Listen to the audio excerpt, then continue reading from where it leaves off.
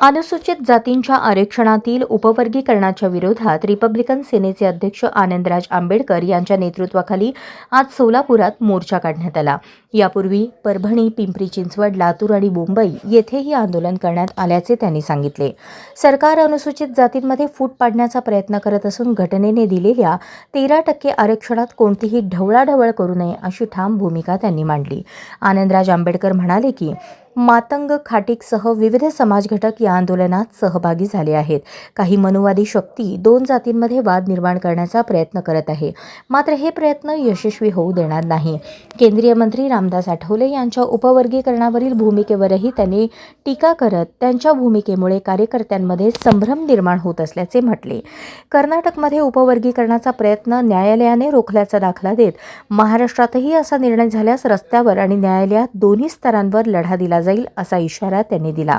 तसेच कोणतीही यंत्रणा जनतेपेक्षा मोठी नसून लोकशक्तीच सर्वश्रेष्ठ असल्याचे सांगत जन आंदोलनातून जनतेने आपली ताकद दाखवून दिल्याचेही त्यांनी नमूद केले।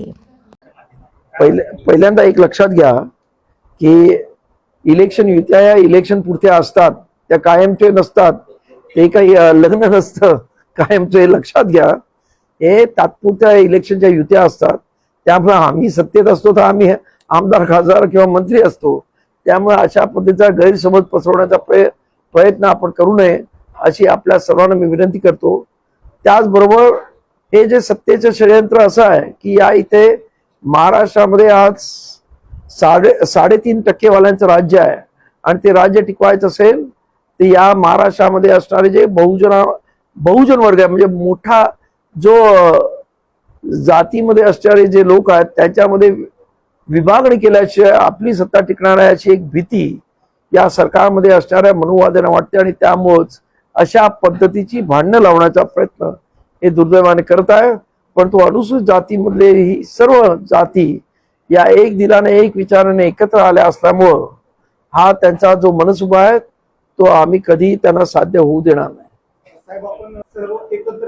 याच्यामध्ये काही मनुवाद्यांच्या हाताला लागलेली काही मंडळी आहेत ती मुद्दामून अशा पद्धतीचा प्रयत्न करत आहेत की जेणेकरून दोन जातीमध्ये भेद निर्माण व्हावा, त्याच्यामध्ये विभक्तपणा यावा।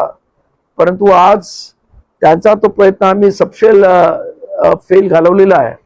आज काही मोजकीच लोक आहेत जी दोन्ही साईडला असतात, कारण काय टाळी एका हाताने वाजत नाही आणि अशा लोकांना आम्ही आमच्या पण मोर्चामधून दूर ठेवलेला आहे आणि मातंग समाज पण आता फारसा मला असं वाटत नाही। आजच तुम्हाला मी सांगतो की इथे भीमगर्जा नावाची मातंग समाजाची एक संघटना आहे, तिने सुद्धा या मोर्चामध्ये सामील व्हायचं ठरवलेलं आहे आणि त्यांचे प्रमुख आज या मोर्चामध्ये इथे म्हणजे सोलापूरची ती संघटना आहे, 1000 माणसं घेऊन या मोर्चामध्ये सामील होणार आहेत। त्यामुळे हे जे काही वरती सोशल मीडियामध्ये जे दिसतंय ते काही खरं नाही। ती फार मोजकीच माणसं आपसामध्ये एकमेकाला शिव्या देतात आणि त्याच्यामध्ये मनुवाद्यांचे काही फेक अकाउंट्स मधून मुद्दामून अशी भांडणं लावण्याचा प्रयत्न केला जातोय। एक मिनिट, एका वेळी एक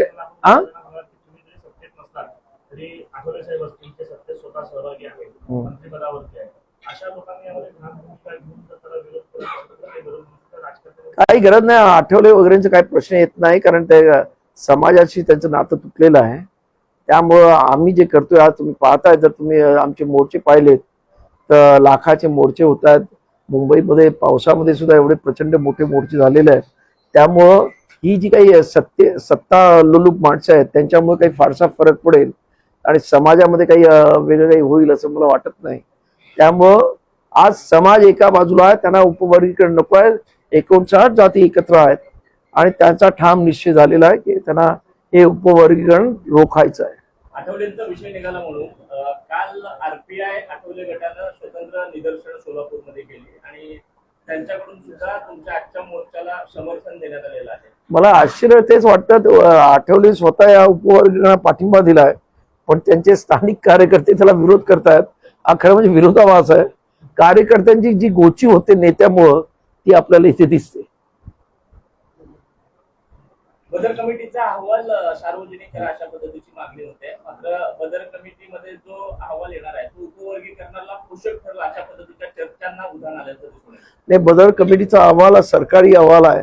सरकारने बदर कमिटीचा अहवाल निर्माण करत असताना ज्या स्टेक होल्डर्स 59 जाती आहेत त्यांना बोलवून त्या बदर कमिटीने त्यांचे काय म्हणणं आहे ते घ्यायला पाहिजे होतं. असल्या पद्धतीचा कुठचाही बदर कमिटीने कोणालाही कुठच्याही जातीच्या कुठच्याही प्रमुखाला बोलून त्याबाबत त्यांचं मत घेतलेलं नाही. त्याने शासकीय लेवलवरती जी काही आकडेवारी त्यांना मिळाली आणि ती आकडेवारी सुद्धा आमच्या मते ती 2011च्या जनगणना आणि इतर काही तत्सम आकडेवारी घेऊन त्यांनी तो अहवाल बनवलेला आहे. त्यामुळे तो अहवाल खरं म्हणजे टिकणार नाही. कारण आपण जर सुप्रीम कोर्टात जजमेंट पाहिली तर सुप्रीम कोर्टाच्या जजमेंटमध्ये इम्पेरिकल डाटा म्हणजे अचूक डेटा असणं अशी अट सुप्रीम कोर्टाने उपवर्गीकरणासाठी घातलेली आहे. आणि दुसरं कंडिशन हे घातलेली आहे की राज्य सरकारने आपल्या स्वार्थासाठी कुठल्याही प्रकारचा असा उपवर्गीकरणाचा घाट घालू नये अशा पद्धतीचं त्या जजमेंटमध्ये लिहिलेलं आहे. दुर्दैवानं या इथं हे राजकारण करण्याचा प्रयत्न करतात आणि त्यामुळे ज्या पद्धतीनं कर्नाटकामध्ये अशाच पद्धतीनं उपवर्गीकरणाचा प्रयत्न केला आणि त्याला तिकडच्या हायकोर्टाने स्टे मिळाला. इथे जर सरकारने तसा प्रयत्न केला आम्ही तर रस्त्यावरची लढाई लढूच, पण कायदेशीर लढाई सुद्धा आम्ही लढल्याशिवाय राहणार.